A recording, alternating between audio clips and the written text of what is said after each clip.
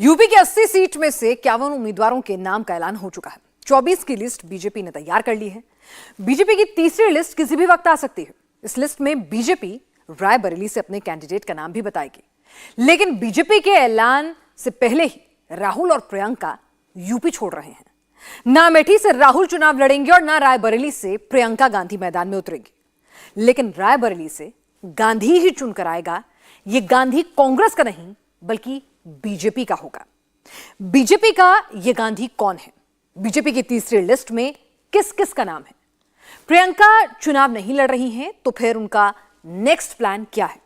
सब कुछ पता चलेगा इस डिटेल रिपोर्ट में।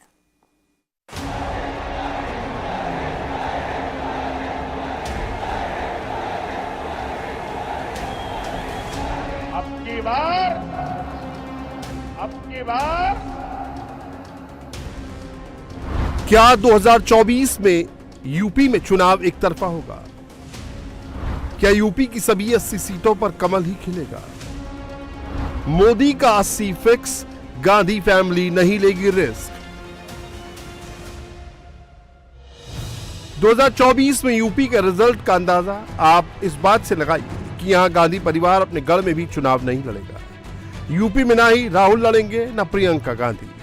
न राहुल अमेठी से चुनाव लड़ेंगे और ना ही प्रियंका का रायबरेली से पॉलिटिकल डेब्यू होगा। राहुल गांधी कहा जा रहा है कि इसलिए नहीं लड़ना चाहते हैं कि रायबरेली, अमेठी और वायनाड 2 सीटों से लड़े और दोनों से जीत गए तो कौन सी सीट छोड़ेंगे। जो भी सीट छोड़ेंगे उसको छोड़ने से मैसेजिंग जो है वो खराब हो जाएगी। वायनाड ने उन्हें बहुत खराब हालात में जिता करके संसद भेजा, अगर वहां से छोड़ेंगे तो भी मैसेजिंग खराब होगी। और अमेठी जो उनकी पुश्तैनी सीट है, अगर वहां से लड़े और जीत गए और वो छोड़ दी तो फिर उसको लेकर के भी मैसेजिंग जो है, संदेश जो है वो सही नहीं रहेगा। अब प्रियंका गांधी वाड्रा, क्योंकि अब सोनिया गांधी राज्यसभा पहुंच गई हैं, राहुल गांधी वायनाड से चुनाव लड़ रहे हैं, कांग्रेस उम्मीद करिए कि जीत भी जाएंगे, तो 2 गांधी परिवार के सदस्य ऑलरेडी संसद में होंगे 2024 में। तो इसलिए कहा जा रहा है कि शायद ऐसा हो कि प्रियंका गांधी वाड्रा भी रायबरेली से लोकसभा का चुनाव न लड़ें, क्योंकि पहले इस तरह के कयास लगाए जा रहे थे कि ये दोनों लड़ सकते हैं अमेठी रायबरेली से।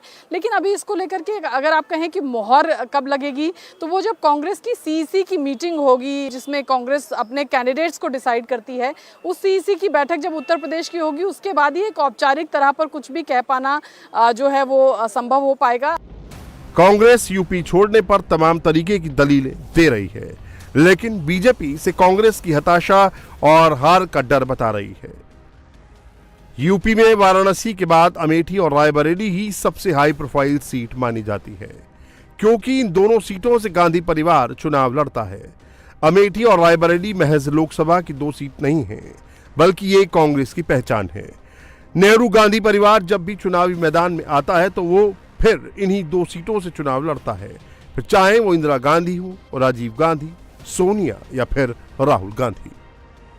2019 में अमेठी से राहुल गांधी ने चुनाव लड़ा था। रायबरेली सीट सोनिया गांधी के पास थी। 2019 में स्मृति ईरानी के सामने राहुल ने अमेठी का गढ़ गंवा दिया, लेकिन रायबरेली का दुर्ग अभी भी कांग्रेस के लिए अजय है। रायबरेली सीट 66 साल से कांग्रेस के पास रही। 56 साल रायबरेली से गांधी नेहरू गांधी परिवार का मेंबर ही सांसद है। 2004 से रायबरेली की सीट सोनिया गांधी के पास है। कांग्रेस ने रायबरेली से पहले प्रियंका को प्रोजेक्ट किया, लेकिन 24 की पिक्चर एक बार फिर साइडलाइन हो गई। इससे पहले भी 2019 में प्रियंका को वाराणसी से उम्मीदवार बनाने की चर्चा हुई थी, लेकिन 19 में भी प्रियंका को सीन से बाहर ही रखा गया। कांग्रेस भले ही रायबरेली और अमेठी छोड़ रही हो, लेकिन बीजेपी रायबरेली में अपने को गांधी लॉन्च करने का प्लान रेडी कर चुकी है। बीजेपी रायबरेली सीट पर मेनका गांधी को उतार सकती है। मेनका गांधी अभी सुल्तानपुर सीट से सांसद हैं।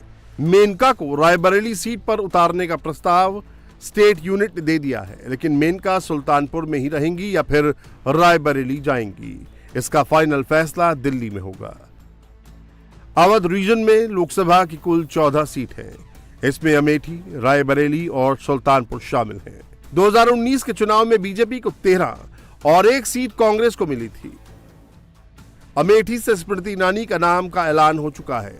मेनका गांधी अगर रायबरेली से आएंगी तो सुल्तानपुर सीट पर बीजेपी किसी नए चेहरे को मौका दे सकती है। और अगर मेनका गांधी का रायबरेली से नाम फाइनल नहीं हुआ तो फिर यहां बीजेपी में समाजवादी पार्टी से आए मनोज पांडे को टिकट मिल सकता है। यूपी में बीजेपी का मिशन 80 है। इसके लिए 100% स्ट्राइक रेट चाहिए ही चाहिए। इस मिशन के लिए यूपी की एक एक सीट बहुत अहम है। किसी भी सीट पर कोई रिस्क नहीं ले सकते हैं। इसीलिए बीजेपी हर कैंडिडेट के नाम को डबल चेक करती है। पहला चेक लखनऊ में होता है, दूसरा चेक दिल्ली में। यूपी की 51 सीटों पर बीजेपी ने अपनी लिस्ट जारी की। 24 के नामों का ऐलान होना बाकी है। 5 सीटें बीजेपी ने गठबंधन को दे दी हैं। लखनऊ में यूपी बीजेपी के कोर कमेटी की बैठक में जो लिस्ट फाइनल हुई है, उस लिस्ट में यूपी बीजेपी के कई दिग्गज उम्मीदवारों को झटका लग सकता है। मेनका गांधी के बेटे वरुण गांधी का टिकट कट सकता है। वरुण गांधी अभी पीलीभीत लोकसभा सीट से सांसद हैं। वरुण ने पीलीभीत लोकसभा सीट 2009 और 2019 में जीती थी। 2014 में वरुण गांधी सुल्तानपुर सीट से चुनाव लड़े थे। 2014 में इस सीट पर वरुण की मां मेनका गांधी ने चुनाव लड़ा था। पीलीभीत और सुल्तानपुर लोकसभा सीट बीजेपी के गांधी परिवार की विरासत है। अगर पीलीभीत की बात करें तो 7 बार से इस सीट पर वरुण या मेनका गांधी चुनाव जीत रहे हैं। मेनका गांधी ने इस सीट पर 5 बार चुनाव जीता है तो वरुण गांधी 2 बार चुनाव जीत चुके हैं। लेकिन वरुण गांधी कई बार पार्टी की लाइन से हटकर बयानबाजी करते हैं। कई बार वो अपनी पार्टी पर सवाल खड़े कर देते हैं। इन्हीं बयानों के कारण बीजेपी वरुण गांधी का टिकट काट सकती है, क्योंकि बीजेपी पार्टी लाइन पर ही चलती है। कोई कितना भी बड़ा लीडर या फिर जिताऊ कैंडिडेट हो, अगर वो पार्टी लाइन पर नहीं चलता तो उसे टिकट नहीं मिलता है। यूपी बीजेपी कोर कमेटी ने हर सीट पर 3-3 उम्मीदवारों का नाम फाइनल किया है और केंद्रीय चुनाव समिति को सौंप दिया गया है। बीजेपी की स्पेशल 24 की लिस्ट में रायबरेली के अलावा और भी कई ट्विस्ट हैं। यूपी की जिन हॉट सीट पर अभी उम्मीदवारों के नाम को लेकर सस्पेंस बना हुआ है, उसमें मेरठ, बलिया, बदायूं और देवरिया, कैसरगंज, बाराबंकी और बरेली है। इन सीटों पर मौजूदा सांसदों के टिकट कट सकते हैं। अगर मेरठ की बात करें तो मेरठ से बीजेपी के राजेंद्र अग्रवाल सांसद हैं। मेरठ सीट पर बीजेपी ने 4729 वोट के अंतर से जीती थी। यहाँ बीजेपी चेहरा बदलने की तैयारी कर रही है। मेरठ से अरुण गोविल के नाम की चर्चा चल रही है। बदायूं से संघमित्रा मौर्य और देवरिया से रमापति त्रिपाठी, बलिया से वीरेंद्र सिंह मस्त के नाम पर सस्पेंस बना हुआ है। बाराबंकी सीट पर मौजूदा सांसद उपेंद्र रावत का टिकट कट सकता है। बरेली से संतोष गंगवार के नाम पर भी बीजेपी में अभी पेंच फंसा हुआ है। संघमित्रा मौर्य के टिकट कटने के पीछे वजह उनके पिता स्वामी प्रसाद मौर्य हैं। बलिया से नीरज शेखर अपनी दावेदारी पेश कर रही हैं। कानपुर सीट से मौजूदा सांसद सत्यदेव पचौरी की बेटी नीतू सिंह और सतीश महाना के नाम पर चर्चा चल रही है। तो वहीं मैनपुरी सीट पर प्रदेश की पर्यटन मंत्री जयवीर सिंह को लड़ाने पर रायशुमारी हुई है। कैसरगंज से ब्रजभूषण सिंह के टिकट कटने की वजह रेसलर विवाद है। हालांकि कैसरगंज सीट पर बीजेपी ब्रजभूषण के परिवार के ही किसी सदस्य को टिकट देगी। कैसरगंज से ब्रजभूषण की पत्नी केतकी सिंह या फिर ब्रजभूषण के बेटे करण भूषण सिंह को मैदान में उतारा जा सकता है। गाजीपुर पूर्वांचल रीजन में आता है। ये वो सीट है जो बीजेपी 2014 में जीती थी, लेकिन 2019 में हार गई थी। गाजीपुर में फाइट हमेशा टाइट रहती है। 2014 में मनोज सिन्हा ने गाजीपुर सीट 32,452 वोटों से जीती थी। 2019 में इस सीट पर बसपा के अफजाल अंसारी ने 1,19,392 वोट से जीत दर्ज की थी।